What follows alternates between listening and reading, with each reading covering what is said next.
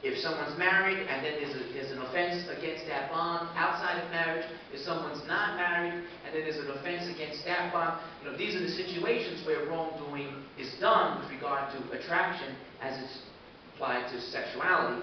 And I think it falls into the same boat as every other kind of attraction, and I would like the professor to clarify this was doctrine.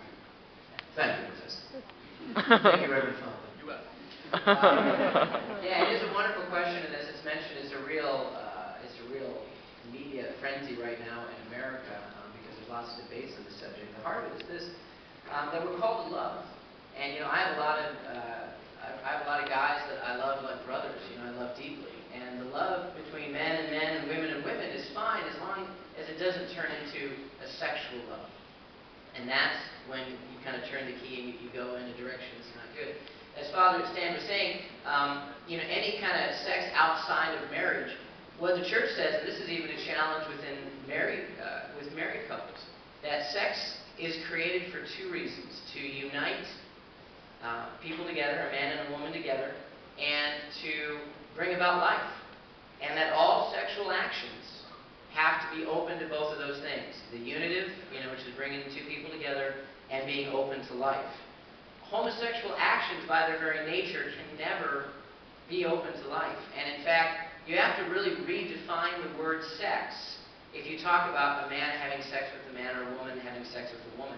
That physically can't happen. It's just not the way they were created. It can't happen unless you redefine what sex means.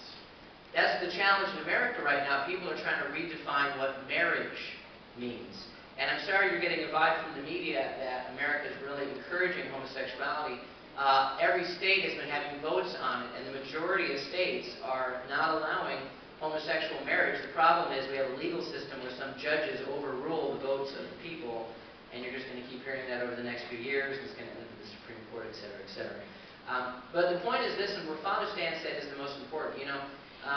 The church would have us not think of ourselves as homosexuals or heterosexuals. Like, we shouldn't define ourselves by who we're sexually attracted to.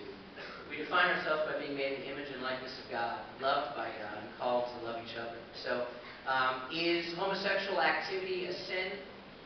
Yeah, it is a sin. Is homosexual attraction, does that mean homosexuals are all sinners and go into hell? No. We are all loved by God. We all struggle with sins. We are all redeemed by God's grace. There's not one sin that's more disgusting than another. To be honest, I get fed up in America a bit sometimes. We are so casual allowing movies and TV shows where people are sleeping with each other all the time, and music where people are having sex with each other all the time, and we're like, oh, that's no big deal, all that sex outside of marriage, and then something homosexual goes up and they're like, oh, that's really horrible. You know what? Sex outside of marriage is sex outside of marriage. And it's not part of God's awesome and incredible plan in the way we were created. And the reason He gives this to us is because He loves us and wants to live in the fullness of the truth. Amen. Live question, Tim.